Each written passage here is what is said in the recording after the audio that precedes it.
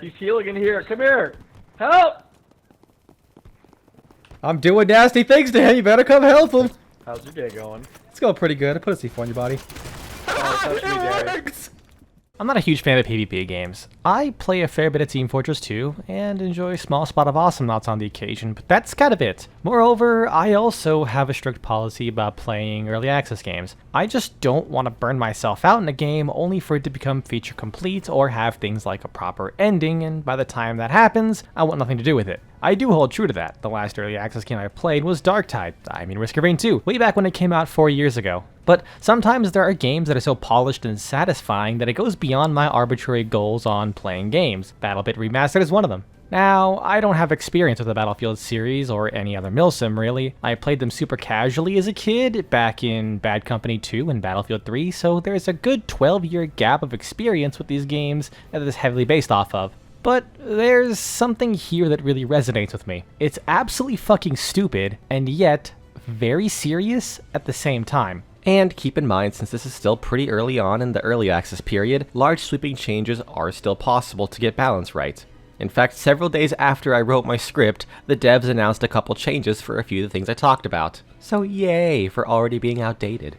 BattleBit is a large-scale shooter that has a variety of maps ranging from absolutely gargantuan that can make the max player count of 127 versus 127 still feel spread out, to maps that really should not have been set up to hold 250 players at once. Like other games of its kind, it also features a number of vehicles, classes, and even robust enough building destruction mechanics. Currently in the early access version, there's a grand total of 19 maps for the 5 game modes. Some maps are exclusive to certain modes as well as player counts. There are in fact maps designed specifically for the 64 player modes and vice versa, with huge maps not really being playable with the larger player counts. This even extends to game modes. When they released their version of the classic Battlefield mode Rush, it can only be played in 64 player lobbies. Each map also has 2 versions, day and night. This is one mechanic I'm less fond of because it primarily just serves to restrict your arsenal and give purpose to equipment that otherwise would have no reason to exist. At night, you have near zero visibility. You have to use your night vision goggles to do anything. So at base, it just becomes a normal map, but with a green filter. But then comes the stipulations.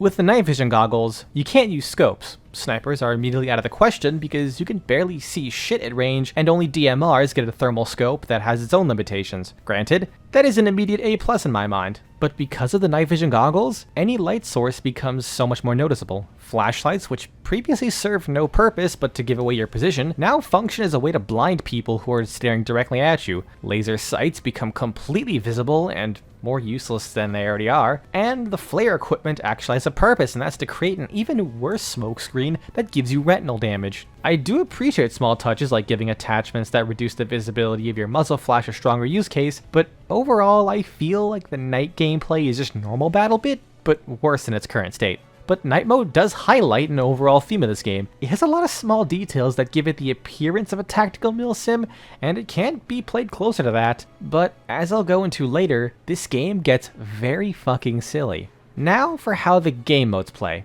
You have Rush, an attack defend map where your team has to push up on the enemies and plant bombs to advance to the next area. Attackers have to blow everything up, while the defenders have to ride out the timer or the enemy's tickets, which replenish with each area. Conquest and Domination are several large capture points that slowly drain each team's tickets per point captured. Total domination doesn't mean victory, but it does mean you get a bigger edge. Deaths matter, but barely. In the grand scheme of everything, you have 3,000 tickets to blow through, so unless the enemy team is dominating and kills that much more, it should be roughly even and come down to how long you captured more points. In my time, I've only had one draw ever, and only a small handful of games end in less than a 100 point gap between the teams. Frontline is a game mode in which sets of capture points are separated into sectors. Once every capture point in a sector is taken, the sector advances. This mode is based purely on time and whether you can cap every point. Nothing else matters but the final state of the captured points, which also means you can be dominated all match and win at the last 30 seconds by capturing 1 point more than the enemy and holding it. It has happened to me. It's rare and understandably infuriating. Thankfully, the large-scale nature of the 256 player lobbies and the absolute blessing that is the less than 10-second respawn time means that nothing you do really matters. Ultimately, the objectives are excuses to funnel all 256 players into firefights rather than spreading them out, so whether you win or lose doesn't feel any different. This is further helped by the fact that there is no bonus for winning. It doesn't stop there though. This game has a lot of smaller joke or experimental game modes you can find in the server browser that aren't available for quick play. Things like gun game also exist, meaning there's actually a lot of maps and game modes to choose from. As for the gameplay itself, you have 5 classes to choose from, with each class having its own arsenal of weapons that is mostly shared between classes, with the unique class features being relegated to the light and heavy equipment slots. Assault is theoretically the best character for pushing, as well as breaching and clearing. He has a grappling hook to scale buildings, sledgehammers to knock holes in walls quietly and without using ammo from explosives, a pickaxe that allows him to knock tiny holes in walls to shoot through, and much later, he even gets a riot shield. He can also help a push continue or sustain himself with ammo boxes if you choose those instead. On top of that, he has bonuses to reload, aim down sights, and weapon draw speed. He also gets the widest range of armor. You can wear nearly every type of armor, from nothing to heavy armor. Support is the other end of the spectrum, easily the slowest due to the fact that he's stuck with medium armor at best. He can go up to the super heavy exo armor, and his weapons all slow him down to some degree, whereas most weapons on other classes have no penalty. But he can lay down some serious fire with those deep magazines and fairly easy to control weapons. What's that? He ran out of his 5 mines, 4 grenades, and 600 rounds worth of ammunition? Just drop one of your 3 ammo boxes and restock them all. If you can live long enough, you can shit out almost 20 mines to litter the battlefield. I swear most of my kills on support is the Vietnam War levels of forgotten ordnance I've left behind. His passive also allows him to build structures instantly and has access to the extra tall wall. It's pretty funny taking a shot and within a second you plop down a sandbag to hide behind. Not quite Fortnite levels of building a 5-star hotel the moment you get a paper cut, but still funny. Recon goes even further into the support of fire category by hanging back 700 meters from the fight and taking pot shots at anyone in the open, while trying to clear out of the snipers. They also have a funny little drone to scout the area. Fuck Recon though, personally. Being instantly killed by someone from so far away you literally can't even see them without a 4x scope makes it feel like this game just has a random heart attack mechanic, because you'll die before you even know someone's watching you, since snipers sometimes like to be in the most random places. Thankfully, there is a glare when a sniper is looking at you, however, that implies you also see the sniper in the first place.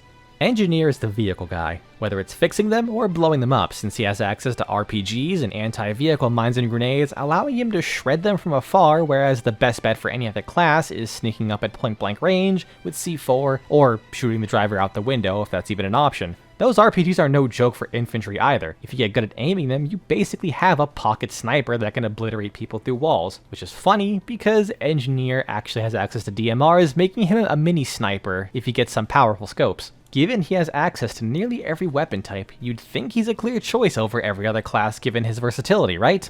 Well, then there's Medic. Easily the best class in the game, simply because a lot of what other classes do isn't as powerful. Medic has way more bandages and can use them twice as fast. As if that wasn't enough, he can heal. Makes sense, but more importantly, he can heal himself while sprinting, and nothing interrupts it other than bleeding. Even if he didn't have the bandage bonus, the medkit itself, letting you heal yourself, would make him the strongest class in the game because the time to kill in BattleBit is yes. In direct combat, being at half health really doesn't make a difference unless you're in a fight where you get the drop on someone but still end up trading bullets. The real benefit of being able to make sure you're always at full HP is crossing sight lines, since you're almost always going to take 1 or 2 stray bullets that would otherwise be fatal. And I suppose there's also the leader class, but only 12 or so people on a team can play them, since only the squad leader can pick it. It just shares a couple pieces of equipment other classes have, meaning it's a fairly versatile class, and that's about it. Now for the gunplay.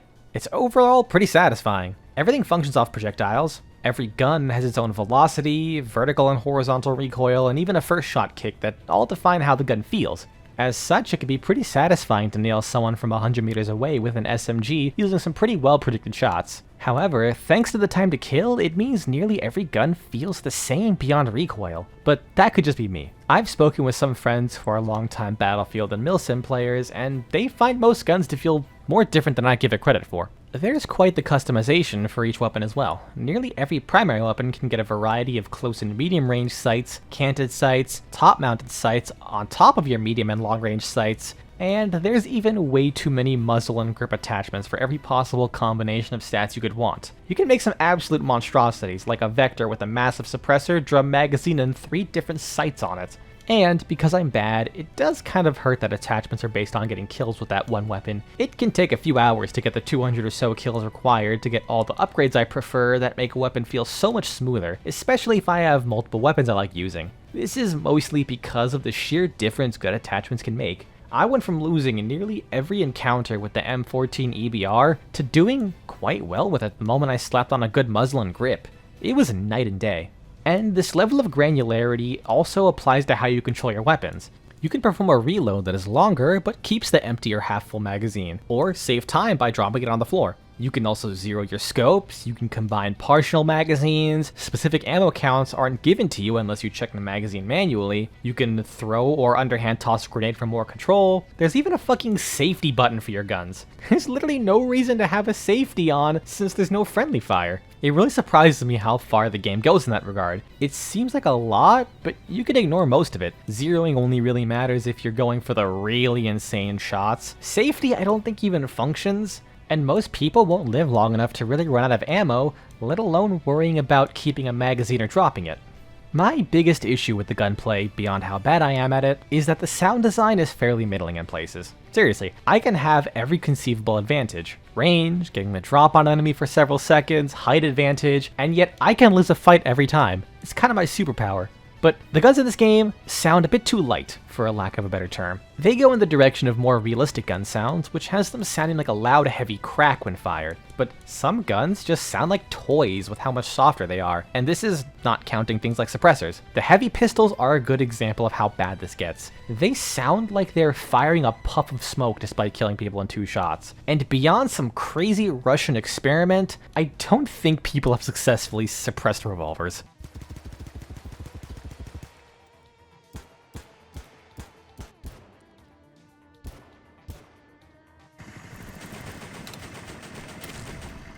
The vehicles are the worst offenders of all this though. The helicopter's minigun and tank's cannon sounds pretty great, but the rest leaves something to be desired. Overall, the sounds are fine, but some guns definitely need to be spruced up later down the line. For what it's worth, for a team of 3 dudes making this game, they did a good job on most of the sound design, save for the offending firearms and vehicles. Set vehicles are nasty in this game, regardless of how they sound though. Without engineers or absolute ninjas who can sneak up on an M1 Abrams to plant a lethal payload of C4, the vehicles are a huge asset due to offering a way of providing pretty incredible fire support at a long range while also being very well protected. The range on the vehicles is kinda crazy. The amount of times I've seen a light armored assault vehicle parked where snipers are, have it see me peek out a window from 150 meters away, and proceed to turn the entire wall into Swiss cheese with a full auto explosive cannon is more than I feel comfortable with. Thankfully, the presence of 127 players in the enemy team and easy access to engineer means range support is the primary use, since otherwise they would immediately be obliterated. They do make great siege breakers though if you're not prepared. Can skill up. Nice. What the fuck was that? Going back to vehicles blowing up buildings, I love how simple and powerful the building destruction is. If it's a staircase, balcony, overhang, or it is a brick texture, you can blow it the fuck up. Blow up enough for the walls and the entire building will shake, letting you know it's about to come down. After that, the rubbles are static, so it acts as a new piece of cover, but in a different form. For multi-story indestructible buildings, a very common and powerful tactic is to build everything on the top floor and blow out all the staircases. Then, you either leave barricades or a grappling hook so enemies have to climb up extremely slowly to get to you. RPGs and C4s are great for turning walls into nothing but suggestions, but more importantly, they do damage through walls, even if the walls are indestructible, which lets you get away with some hilarious tactics like lining the entire floor above you with C4 to kill several people at once, or collapsing the floor above you anyways to kill them. Dear God, nowhere in this game is really safe. It's not exactly a granular system, but it works and it does exactly what it needs to in order to feel like a cool and substantial mechanic. On maps where most of the buildings can be leveled, it's cool to see the match start out in a city with a lot of vertical warfare going on between all the buildings, until 15 minutes in where every building comes crashing down and everyone's treating the rubble of the houses like trenches. You even have big map set pieces you can blow up that actually change the level to some degree, like this under construction nuclear silo that can have portions of its siding fall off and change how the surrounding buildings are navigated around. I swear, sometimes this game is just a middle finger to AAA games, proving that you really don't need an insane budget or hyper-realistic effects just to pull off stuff like this, and have it be cool to look at and engage with. You just need the fun to be there first and foremost. That's basically the gunplay. It's very enjoyable to have these massive team fights with people blowing up buildings, setting up their own barricades, pushing up slowly on the enemy as you have multiple armies of 40 plus people crammed into a goddamn mosh pit of lead, all while some absolute dumbass rolls in an Abrams, breaking the siege with its massive armor, blasting Freebird over the radio for everyone to hear.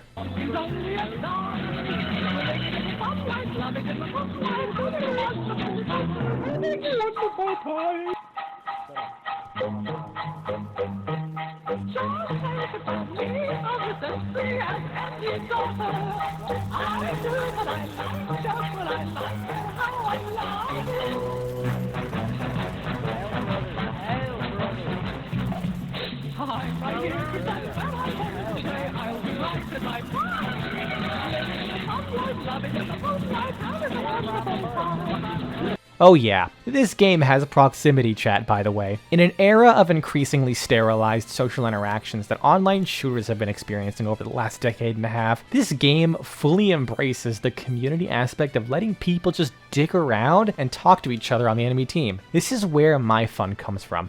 I feel this game is a very robust set of mechanics for fans of games like Battlefield, Squad, and Arma, but for me, the fun really comes in when you give me tools to act like an absolute buffoon. Proximity chat? Check. Spent 3 hours setting up a jank soundboard because for some reason SoundPad broke my drivers and disabled my microphone permanently? Check. This absolute beauty of an item? Oh, honey, now it's time to get serious.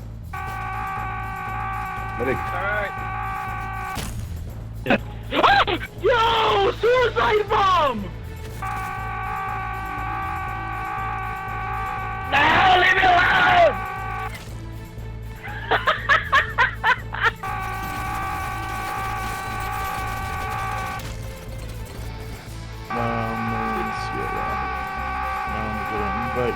Oh no, you chased me, you bitch! You fucker! You fucker!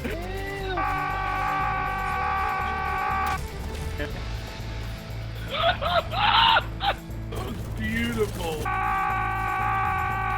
Medic. Oh shit, not again! He got me again! I can't snipe at long range because I can't figure out how low it's dropping.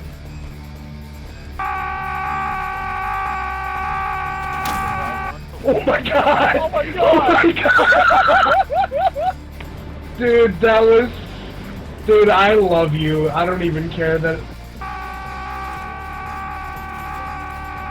My bad, teammate.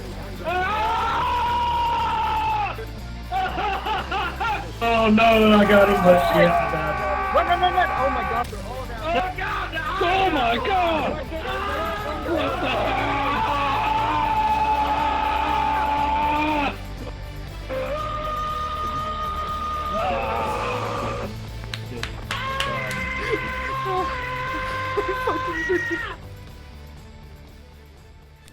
I don't know why they decided to include an item that's only feature is to kill yourself, but holy shit, I'm glad it exists. This is genuinely some of the most fun I've had in a PvP game in a long time. And I played TF2, a game that never ceases to amaze me with how silly it gets. Between the Suicide C4 and the fact that if you get enough melee kills with a pickaxe, it gets a fucking bipod and ACOG scope. At this point, the devs made it clear that they actually embrace the idea of having fun even if you shouldn't do something in practicality. What's even better is after all this talk about how serious the game is with all the specific controls and mechanics it has to offer, it has one of the silliest movement physics for what it is. With no armor, light pistols, and SMGs, you can run at hilarious speeds. You can't strafe well as it slows you down when sprinting, but you can curve your mouse to immediately change directions, allowing you to flail around like a goddamn madman in order to dodge bullets in this hyper-realistic Roblox simulation. You also have quite the tolerance for fall damage, so doing stupid things like jumping off a roof and vaulting into a window 3 stories down to quickly get off the roof is just the right amount of dumb. And then there's whatever the fuck is going on here. I spawned on a squad mate only to witness 20 people climbing a sheer cliff face at an angle so sharp that it would make the horses from Skyrim blush. Really, it allows me to channel the one thing I'm good at.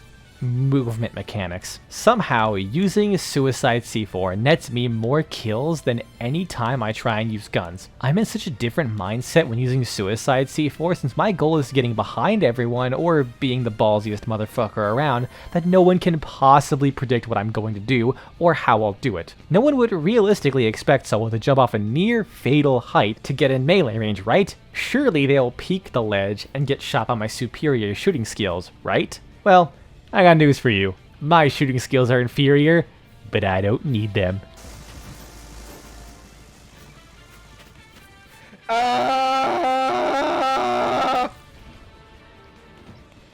It fucking works! This isn't exclusive to doing stupid things with Suicide C4. I've played around with using the sledgehammer to break through walls and send the entire enemy to horny jail. Unfortunately, it doesn't work too well since it's a 2-hit kill weapon, and if it was 1-hit kill, I would be in love. I've also replaced Suicide C4 with normal C4 since it lets me get way more kills. It just isn't as funny. Then I took the recon drone, strapped mines to it so I can send it flying into people to score some pretty cheeky kills, for as jank as it is. Probably my favorite thing to do as of late is sneak up behind someone, kill them, place a mine on their body, and just leave. The medic is invariably going to heal them, and they're also going to fucking explode.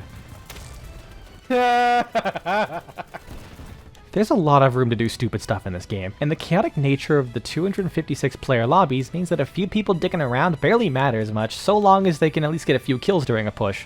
Even after all my time playing, to which I have about 70 hours in this game, there's still dumb things that I want to try more.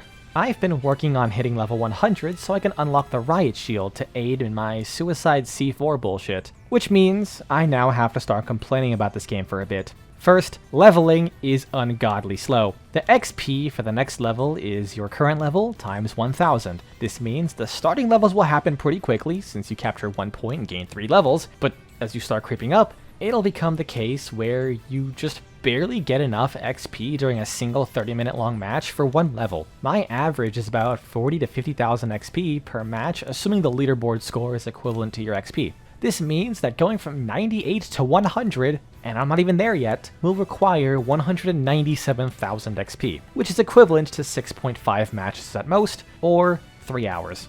For reference, those 2 levels take as much XP as the first 19 levels combined.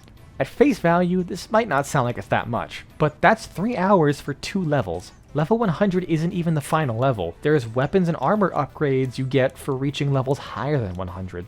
It's a bit silly to play for 70 hours and still not have everything unlocked. It's just a really slow level grind, which goes back into Medic being the best class because guess who earns the most XP? 1 kill is 200 points. There are bonuses for headshots and objective kills, up to 800 points per kill, but 80% of the time, you're going to be getting only 200 points. How much do you get for healing someone to full? About 400. How much do you get when you revive someone? 400. A single grenade during a choke point that gets 5 kills just rewards the medic with up to 4 times that in XP if he revives everyone and heals them. It's fucking boring, but it's the best you can do, and at one point I was in the top 10 of my team by just reviving people the entire match.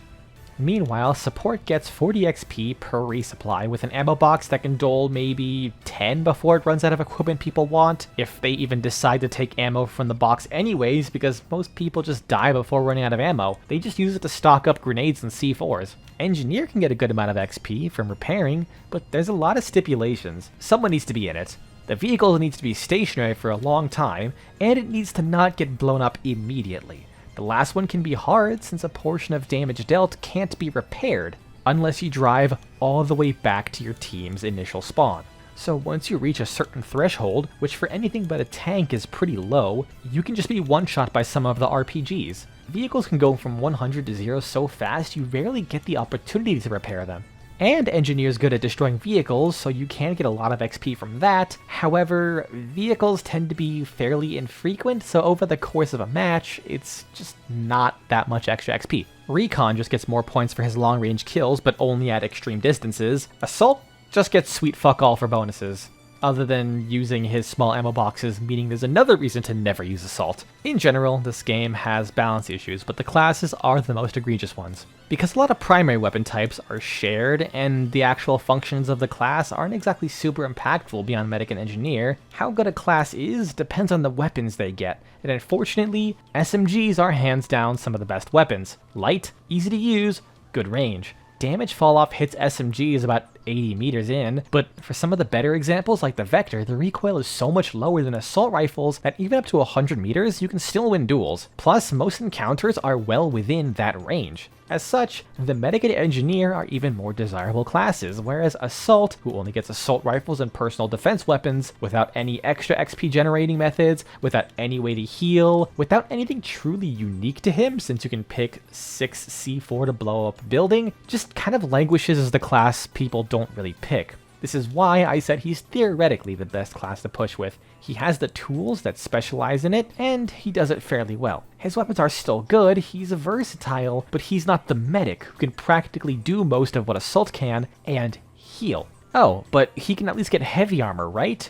Well, thing is, armor blocks damage pretty well, but once it's broken, it's gone. So your armor will only last you 1 or 2 fights, more or less, but it does nothing for you while still slowing you down after that. Plus, armor only really helps out in encounters where you're trading bullets. If you catch someone in exo armor, even slightly unaware, you can burst them down before they can react. Move speed is your friend, unfortunately. And there are other silly examples of balance being out of whack or not very well thought out. Like how many of the barrel attachments and grips have basically random stats assigned to it, so most are kind of mediocre. Or how the revolver starts having damage fall off about 50 meters when the damn thing can unlock an 8x scope. A motherfucking 8x scope that even at the absolute limit of the revolver's full damage range, you will still be able to see the veins on the enemy's arms with how insane the zoom is. I think one of the more amusing disparities in balance is the RPGs. You have the heat explosion and fragmentation RPGs. The fragmentation states that it's good for infantry, while the heat is good for destruction of buildings and vehicles. Meanwhile, the fragmentation can't one-hit an enemy that I fired a missile directly at their back while they're unaware.